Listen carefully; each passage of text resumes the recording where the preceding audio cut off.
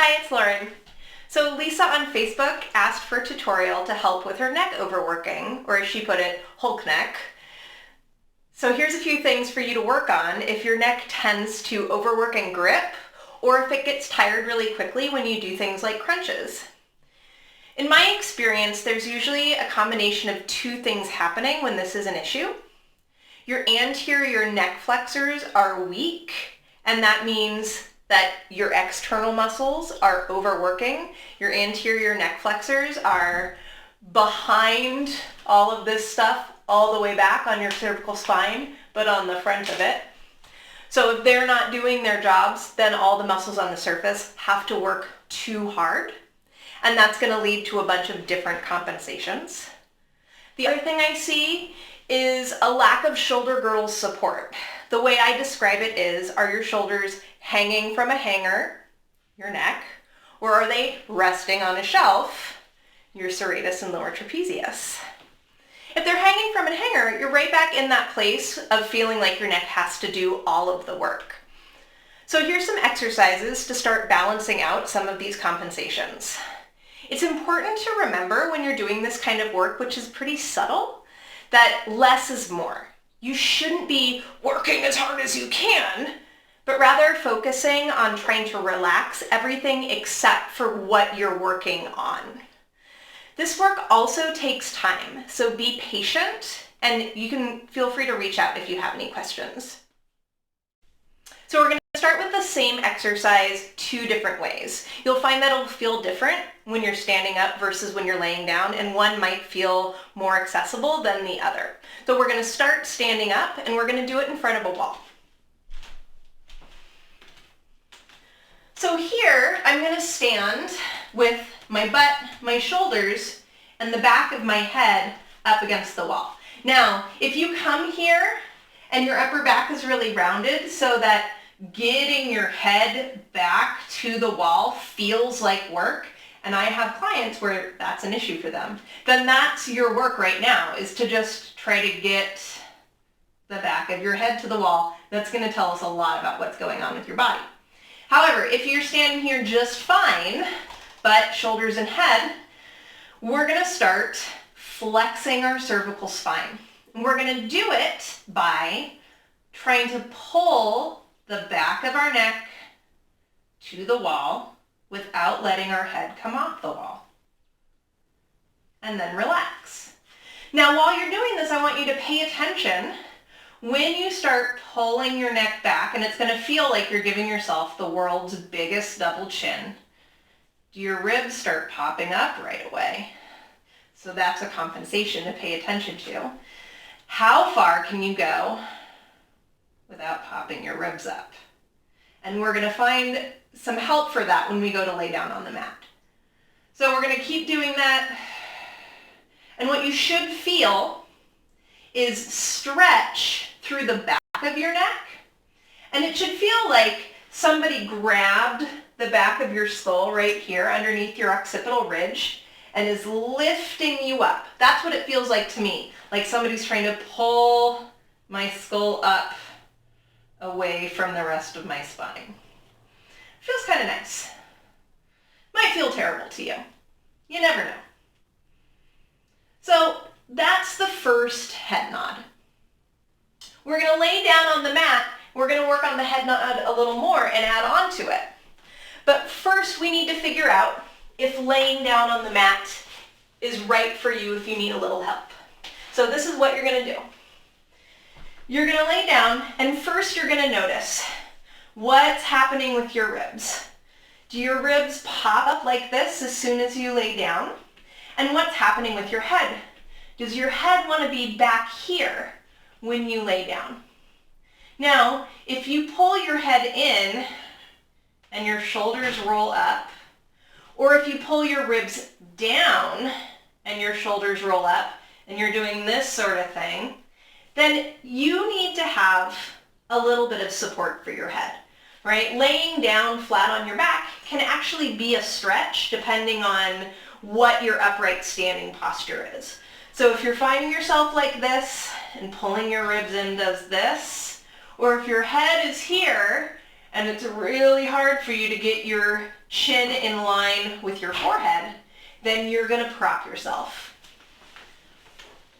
So there's a few different ways you can prop yourself up.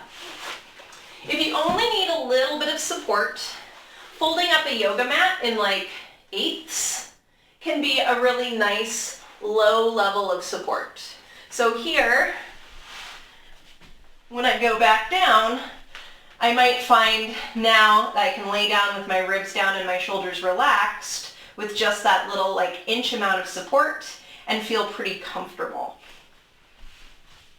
If you need a little more, something like a pillow totally works. I have this fancy foam wedge that I use in my practice, which is great, but maybe you don't need fancy Pilates equipment for your house. The wedge is nice because it gives you a variety. You could have your head down here or all the way up here. But if you just have a pillow, use a pillow. So, wherever you need to be, whether it's a little bit supported or lying flat, we're going to start with the same thing. Nodding the chin, thinking about pulling the neck to the ground without your head coming off the ground.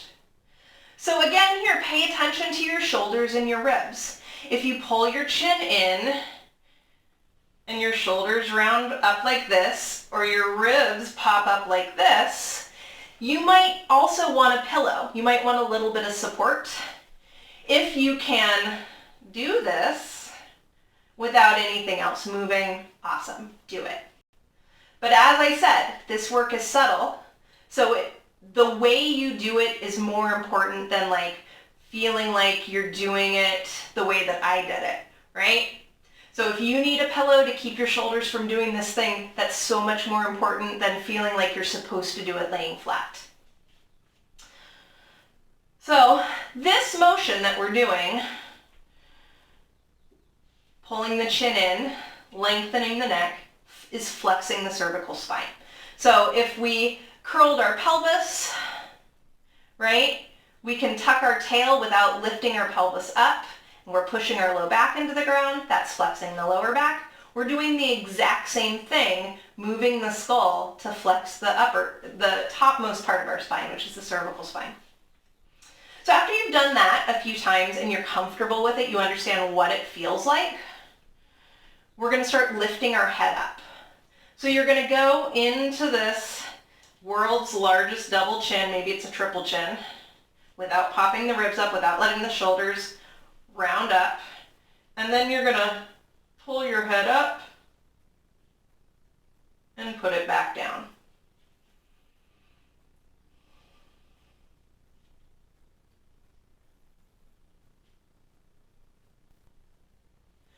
And try this a couple different ways. So first I want you to just take your hands to your neck, to the sides here, and lift up. And you probably felt like a big clench here through these muscles on the sides of your neck. They kind of run down to your collarbone. And then you're going to do it again, pulling the chin in and trying to lift your head that way, thinking about continuing to pull your head that way. So it's like somebody grabbed onto the back of your head to pull you up. Is there a different level or a different quality of the engagement through these neck muscles when you lift your head that way? So they're still going to work a little bit, but are they working less? Do you feel more work happening somewhere else? So back of the neck to the mat, ribs stay in, lifting up and down.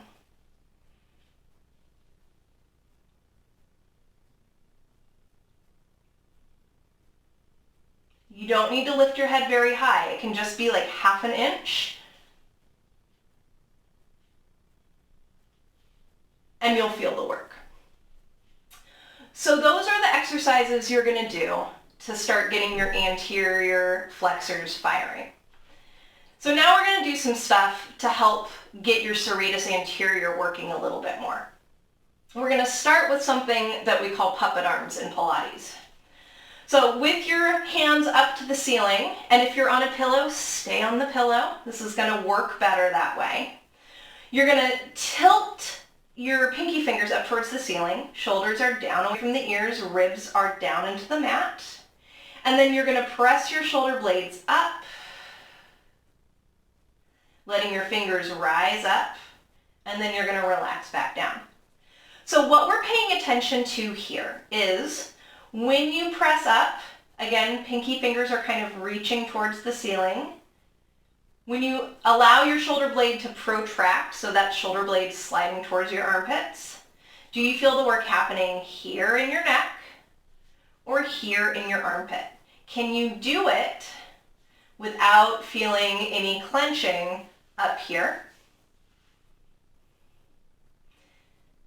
And you might not be able to right now. It might just be all this, neck lifting it up. So if you can't get out of your neck, I want you to take one hand and take it to the back of your arm, of the arm that's up towards the ceiling. And then you're gently going to push your arm into your hand. And you're going to keep pushing your arm into your hand while you reach your finger up. So hopefully that helps you find that push from down here rather than up here. And if you're doing it one arm at a time because you need that little tactile cue, you're going to do it on both sides.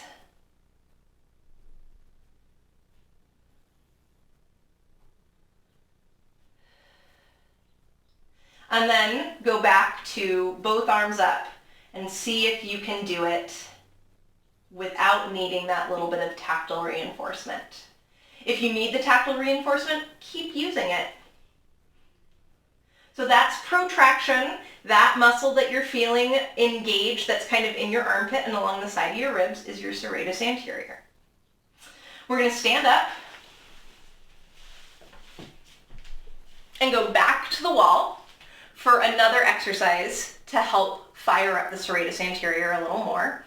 These are some wall push-ups. So we're going to go to the wall, and you want to stand about an arm's distance away from the wall. Hands are going to be on the wall just above shoulder height. So the heel of my hand is about at the top of my shoulder. Now we don't want to be way out leaning into the wall. We really do want to be standing up. And here I'm thinking about ribs staying in, I'm keeping a little bit of engagement through my glutes, and I'm pushing my hands into the wall, trying to start with that little bit of connection in my armpit that we just found. My hands are shoulder width apart, and I'm going to start bending my elbows, lowering myself towards the wall, keeping my elbows between my wrists and shoulders. So I don't want to let my elbows wing out to the side. And they don't need to come any narrower than shoulder width. Though if your elbows tend to wing out, then you would think about trying to draw them towards each other as you're bending. Now our goal is to get forearms all the way to the wall and push back. And to keep our shoulder blades still on my back. So watch my shoulder blades as I do this. They're not really moving. Now, pay attention. If your shoulder blades are the first thing that move, probably you're going to arch your back a little bit and your elbows are going to wing out to the sides. Likewise, if you tend to start by pulling up, your elbows are also going to go out. So keeping your elbows pointing down is going to help minimize those compensations. Now, if you're having a hard time keeping the work out of your neck here, because of course that's the goal. That's the goal of this exercise for what we're doing right now, is to keep this from clenching. You're going to get a friend. And your friend is going to stick their arm right underneath your arms so that your upper arm is resting on their arm and you can gently press down And then as you lower down into your push-up, you're going to stay gently pressing down onto your friend. Keeping the ribs in the whole time. I'm also thinking about reaching my elbows towards the floor as I do that. And if you can't get all the way to the wall, just go as far as you can, maintaining all of those good posture positions. So keeping your shoulders down, elbows towards each other. If you come here before your neck starts creeping up, before your shoulder blades start sliding together, just stop here.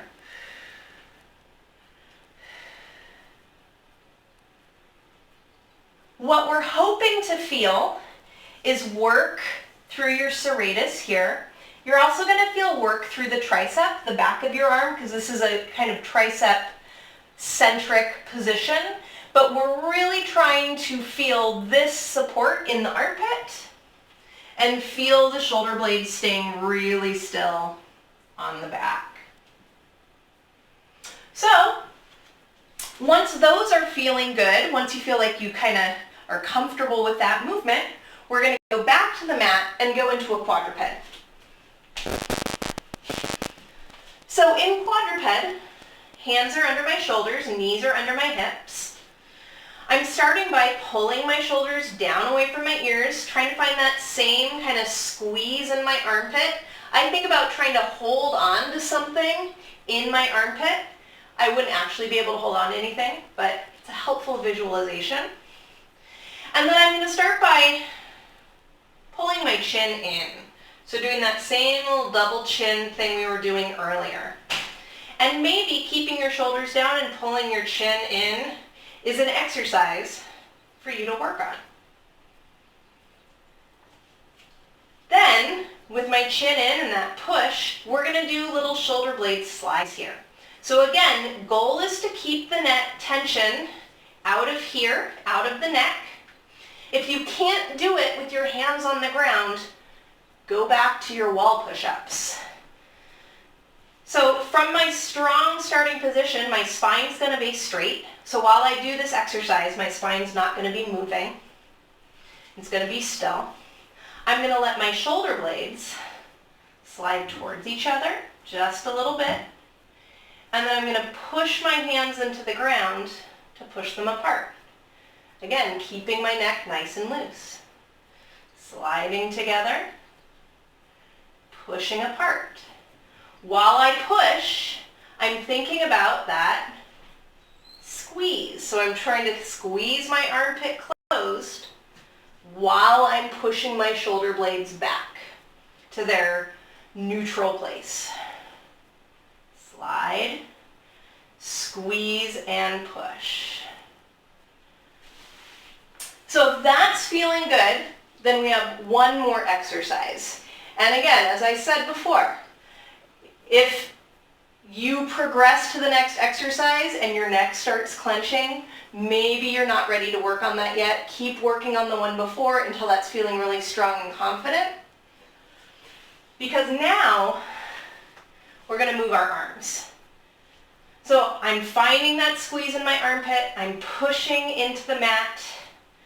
My spine is straight and neutral. My neck is relaxed. I'm pulling my chin in.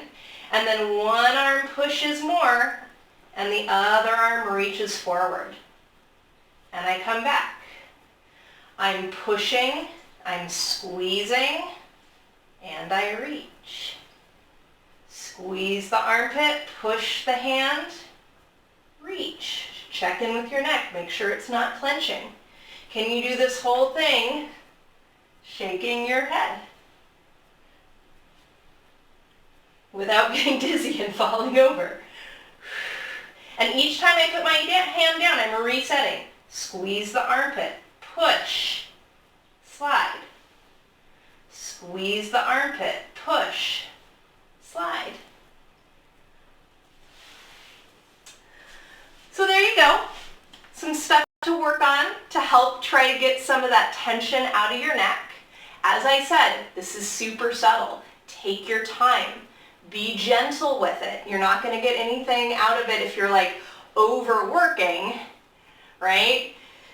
Take deep breaths, try to relax, shake out your head all the time. Do less so that you can do more later.